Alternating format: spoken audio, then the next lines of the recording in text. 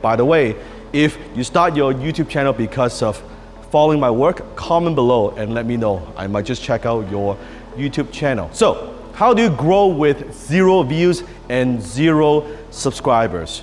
See, in the publishing world, I've done a number of books, and there's a joke that we talk about in the publishing world. Well, how do you become a best-selling author? Well, it's easy to become a best-selling author if you already have a bestseller, right?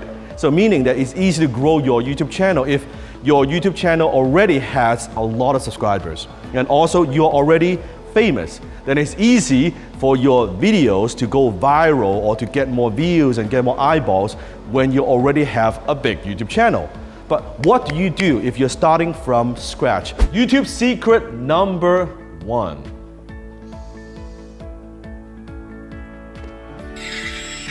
Hey Jevis, do you remember what secret number 1 is? I believe it's use compelling titles, sir. Right. Use compelling titles. You don't want to be boring. One of the biggest sins you could commit as a YouTuber is to have boring titles. Yes, I know there are YouTubers out there that they have boring titles and yet they still have millions and millions of followers. If you are Casey, that's a different story. Casey breaks every single rule and still has a massive following. But for most people who are starting from 0 views and 0 subscribers, you want to have compelling titles for your videos because people are searching you. Call to action. You have to tell your viewers exactly what do you want them to do. Do you want them to share your video? Do you want them to give you a thumbs up? Do you want them to comment below on your video? You have to tell them exactly what to do. Never ever assume. You see, one of the things that I did when I started telling my viewers, you, to click on the button below and subscribe to my channel, I saw a significant jump in terms of subscribers that I get. At first, I thought, hey, if you love my content, don't you naturally subscribe? People don't do that. And there are many ways you can do this. There are many ways you can insert call to action. Example, you can do it before, during, and after. So in the beginning of your video, you could say something like, hey, if this is the first time you are watching my video, or this is the first time you are visiting my channel, make sure you hit the subscribe button. You could do something like that. Or in the middle, right, during your video, you could say, hey, if you want me to teach you more about this, you want me to share more about this experience, you want me to make more of this kind of video, make sure you comment below, and hey, don't forget to subscribe. Or you can also do it at the end. Of course, don't overdo this, right? You don't want to do it like 3-4 times, that's a bit overkill. But at the end of your video, you could say something like, hey, don't forget to subscribe to my channel. Make sure you hit the subscribe button below and click on the bell and turn on their notification. It's very important that you ask them to turn on the notification. It means that every single time you release a video, there's a chance that they will see it on their homepage, the subscribers feed. So then they will more likely to click on your video. So, call to action. You see, believe it or not, law of attraction is not some complicated magical ritual or some mysterious ancient secret. It's actually very simple. I want you to think of like gravity. It's an unchanging law of the universe, gravity. When I throw something in the air, it will drop to the ground. When you jump off a building, you will hit the ground. That's the law of gravity. You see, law of attraction is no different. It is simply the ability to attract into our lives whatever we are focusing on. In basic terms, all thoughts turn into things eventually, and what you focus on expands, just like gravity. To understand law of attraction, first you have to understand this, that you always attract into your life the people, the things, the resources, the ideas in harmony with your dominant thoughts. It means that you always attract people into your life in harmony with your current experience, knowledge, and wisdom. It means that your life only gets better when you get better. It means that as a salesperson, if you want to increase more sales, you want to close more deals, and you want to increase your income, you will only do that if you become better. You want to become a better manager, you will only become a better manager if you become better. You only become a better father only if you become better. So today I want to share with you 4 strategies on how to actually apply law of attraction in your life. Not touchy-feely, not theory, not woo-woo, foo-foo, tree-hugging theories. I'm talking about how it actually works. How to use the law of attraction to create the life that you desire. Strategy number 1, and that is confirmation bias. You see, as a human being, we seek information that confirms what we already believe. What does that mean? It's very simple. You see, have you ever had this experience? I remember back then my first dream car was the Master RX-8, the red RX-8. I remember that was my dream car, that I had it on my vision board. I look at that every single day. You see, what's very interesting is the minute I put the car on my vision board, suddenly I notice Mazda everywhere I go. Everywhere. I see a Mazda 3, I see the hatchback, I see the RX-8, I see different colors. I'm like, wow, everyone drives a Mazda. But is it true, or is it simply confirmation bias? That because that's what I focus on, suddenly I could see more. Or were they always there, but I just didn't notice them? That's how our brain, that's how our mind works. When a prospect says, I will get back to you, here's some of the things that I say that I can teach you, that you can say to handle that objection. Now, first of all, when they say that, I'm always very upfront. I'm always very direct. I don't like to say, oh yeah, okay, sure, I can send you some more information, or when would you like to get back to me? That's not what you want to say. So when I see a salesperson, when a prospect says, oh, I will get back to you, and the salesperson says, oh sure, should I call you back, maybe follow up with you like next week, or can I call you back in a month to see where things are at? No, you do not do that, because that immediately puts you at a lower status as a closer. So what should you say instead? Here's what are some of the things that you could say. Example, well, I'll get back to you. Well, you know what, Mr. Prospect, usually when I hear someone says that they'll get back to me, I never hear from them again. Exactly. Let's bottom line this. What would it take for you and I to do business today? You ask the prospect a very simple but profound question. What would it take for you and I to do business today? Then from there, sometimes the prospect would say, well, you know, actually what I need is I need this information, or I need some references, or I need a plan, or I need to talk to someone. Whatever it is, I want a truth. Now you can go focus on solving that particular problem or handling the objection, versus it's this thing up in the air that you don't know what exactly are you solving. Another thing that you could say, it could be something like this, where he says or she says, well, I'll get back to you. Well, you know what, Mr. Prospect, usually when I hear that, I've been doing this for a long time.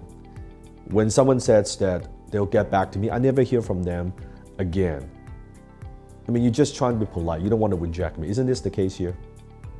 Exactly what's going on. When it comes to sales, when it comes to closing, there are words that you want to use to close, to sell more of your products and services. And they are words that you absolutely want to avoid. Today, I want to teach you something very, very practical. I'm going to teach you 27 words that you want to avoid in sales. Here we go. Number 1. To be honest with you. Have you ever heard of that one before from a salesperson? Comment below. Just to be honest with you, right? This is the best price that we could give you. To be honest with you, or we never give this deal to anybody else. Now what happens is, right after usually to be honest with you, what you're telling the prospect is, well, all the conversation you've had up to this point, it's a lie, right? Because to be honest with you, it means what? You have not been honest with me this whole time, right? You've been lying to me, is this what it is? Or how about this one? To be frank with you. It's the same idea. Or means that you have not been upfront with me, you have not been frank with me this whole time, the last 2 hours, the last 1 hour, or since I've known you, is that what is this? Don't use that word. Number 2, trust me. Have you ever heard of that one? Just trust me on this. Yeah, this is a great deal. Just trust me, man. Trust me. Usually when people have to say, oh, trust me, do you trust them? No, right? It's like, yeah, I'm a Christian, just trust me. It is such a bad word to use. If you want someone to trust you and if you're trustworthy, do you have to tell people, trust me? No, because your action speaks louder than your words.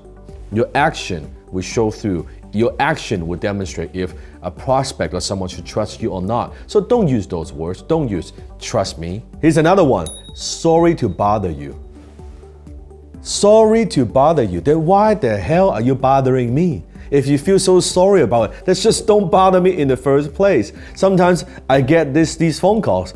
Oh, sir, sorry to bother you. Then don't call me. Don't bother me. Like, you hang up. Why are you calling me in the first place? Why are you bothering me in the first place? Why are you wasting my time? Before you do anything, when it comes to closing and sales, usually the prospect has the power. The closer, the salesperson doesn't have the power. In order to close, in order to be more effective as a closer, you want to flip the table around, right? There's always one party that has the higher status than the other party. You want to level that up, right? The minute you are apologizing, before you say anything, before you even propose anything, before you give them any solutions, before you find out if you could help them or not, oh, sorry to bother you. See how that immediately puts you at a lower status? You don't want to do that. So don't use sorry to bother you. And that is, don't start a business if you have no money. That's correct. You heard me right. Don't start a business if you have no money. If you need money coming in like you need blood in your vein, don't start a business. Why? Because it takes time for a business to mature, to generate profit. If you think you're gonna start a business and you're gonna make money in the next 2 weeks, 4 weeks, a month, that's an employee mentality. As an employee, you get checked 2 weeks. You get checked by the end of the month. As an entrepreneur, that doesn't happen. It might take you 6 months. It might take you a year. It might take you 2 years. Most business owners don't make a profit until many, many, many years in. In the meantime, what are you gonna do? You still gotta eat, right? You still have to pay the bills. If you have absolutely no money right now, what do? You get a job. Don't start a business, because a business takes time and it takes effort and it does take money to grow. I always say take care of your cash flow needs first before you worry about building an empire. Take care of your income first. Don't start a business if you don't know how to close, period. I don't care what it is that you do. You want to get customers, you got to close. You want better terms for financing, you got to close. You want better vendors, you got to close. You want partners to help you to promote your business, you got to close. If you don't have the ability to close anyone, anytime, if you don't have that closing mentality and you don't have that closing skill, you're not qualified to be in business, period. I don't care what it is that you do. I don't care what industry you're in. I don't care what products or services that you sell. You need to be able to close. Now, as I go through each skill, I want you to ask yourself the question and comment below and rate yourself from a 0 to 10. 0 being like absolutely horrible, like you suck, and 10 being world class. So here we go. Skill number 1, the ability to talk to customers persuasively. I call that closing skill. Do you know how to close? Can you articulate the value of what you do to your potential clients? Do you know how to ask powerful questions that compel people to buy? Are you comfortable talking to strangers, presenting your ideas, demonstrating your product or service? Closing skill, I believe, is one of the most important, if not the most important skills you need to master if you want to be rich. When you're talking to customers, you're closing. When you're talking to vendors, trying to persuade them to give you better terms, guess what? You are closing. When you're talking to your employees, you are closing.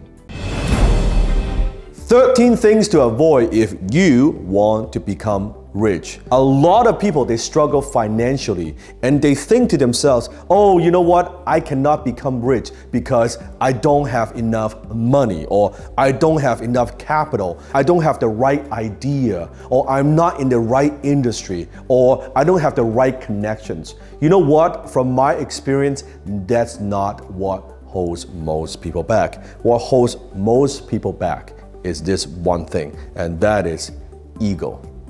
That's right, ego. Now you may be thinking, no, I don't have any ego. What are you talking about? I'm just struggling financially, I don't have money. No, that's not true. You see, ego comes in many disguises. When I was broke, I had many of these egos that are holding me back. Today, I'm going to share with you 13 of them. Comment below and see if you recognize any one of them. And if you think you don't have any, that is exactly the problem. 6. The excuses ego. You see, you can make money or you can make excuses, but you cannot do both. An excuse is nothing more than a well-planned lie. You see, the excuses ego says, well, I can't afford it, I don't have money, right? Or that's too far, or that's too difficult, I don't have enough experience. It's always I can't, or I don't know how. You see, you could have a million excuses why you cannot do something. You only need one damn good reason why you must do it.